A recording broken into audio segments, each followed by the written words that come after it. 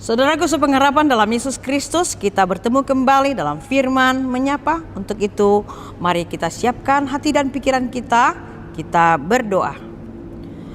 Damai sejahtera Allah yang melampaui segala akal akan menyinari hati dan pikiranmu dalam Kristus Yesus Tuhan kita.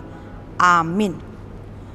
Saudaraku sepengharapan dalam Yesus Kristus, firman menyapa hari ini tertulis dalam kitab Mazmur pasal 77 ayat 3 demikian.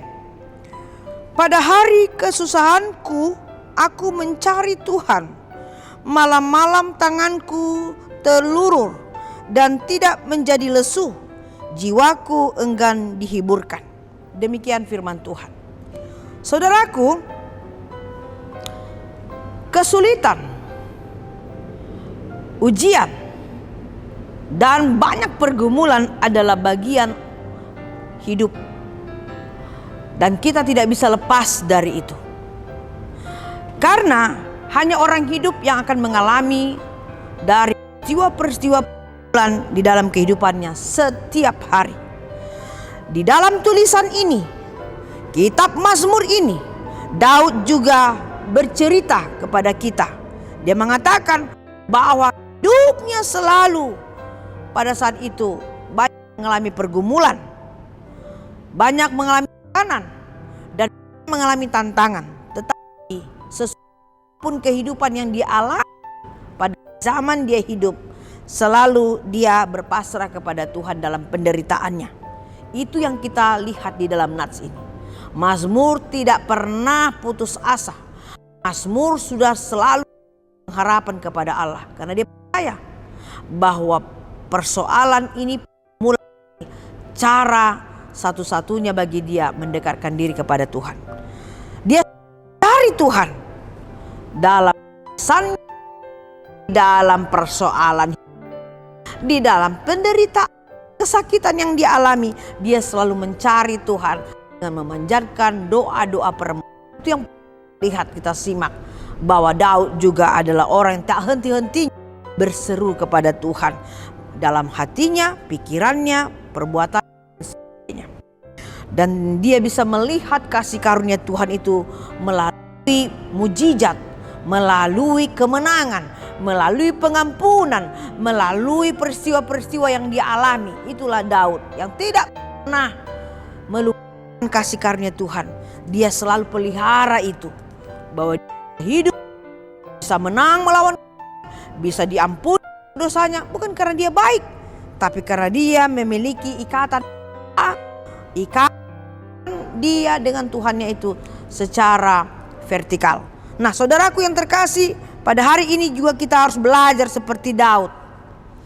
Kita harus memaknai bahwa ternyata kesulitan-kesulitan hidup ini bukan membuat kita remuk dan terjatuh dan binasa, tapi ternyata pergumulan hidup adalah bagian dari perjalanan yang alami yang harus kita terima dengan sukacita.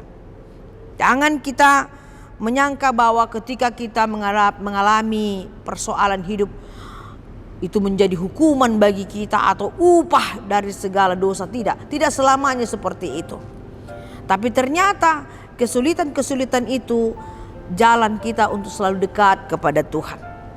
Yang berikut, saudaraku, ada suatu konteks yang berbicara tentang teologi penderitaan. Mengapa? Karena di penderitaan melihat wajah Allah. Di dalam penderitaan pun kita bisa memiliki harapan. Di dalam penderitaan pun kita jawaban dari setiap doa kita. Kita melihat wajah Allah dalam penderitaan kita. Kita bisa melihat rancangan dan apa kehendak Tuhan atas kehidupan kita di dalam penderitaan itu. Dan di dalam penderitaan kita juga bisa selalu harap akan Tuhan. Harap akan Tuhan, itu menjadi penghiburan bagi kita. Makanya kalau kita lihat ada orang yang menderita kesulitan, pergumulan yang terus menerus, tapi dia tidak menjadi jatuh, tidak. Tapi makin tegar dan bersinar dia. Mengapa? Karena Tuhan ada di dalam penderitaannya, bersama-sama dengan dia. Dan yang terakhir dikatakan, di dalam penderitaanmu pun, dalam kesulitan hidupmu, engkau harus selalu memiliki dua kata: sabar dan tetap percaya kepada Tuhan.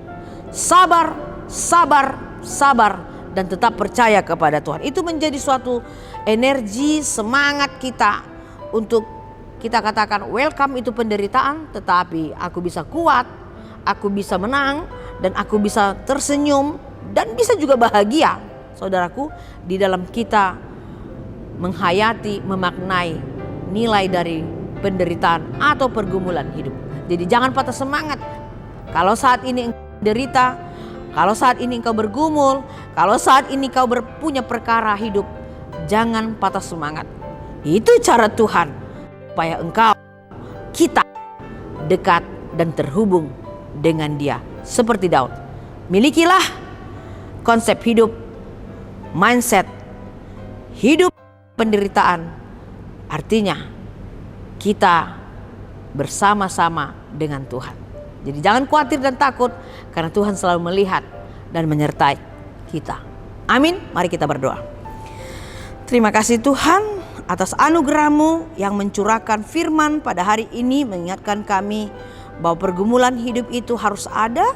Kesulitan di sana sini pasti akan datang dan silih berganti, tapi tidak membuat kami jatuh, takut atau betul-betul menjauh, tidak. Tapi dengan semua itu kami harus semakin dekat, harus semakin percaya kepada Tuhan sebagai sumber hidup kami, sumber kekuatan kami, dan harus kami tabah menghadapi itu semuanya. Karena pada akhirnya Engkaulah yang akan memenangkan iman kami, Engkau yang akan menguatkan kami, dan Engkau akan memberikan kepada kami damai sejahtera. Terima kasih Tuhan buat firman pada hari ini, supaya kami selalu bersemangat menjalani hari-hari hidup kami dengan penuh sukacita. Dalam Yesus Kristus kami telah berdoa. Amin.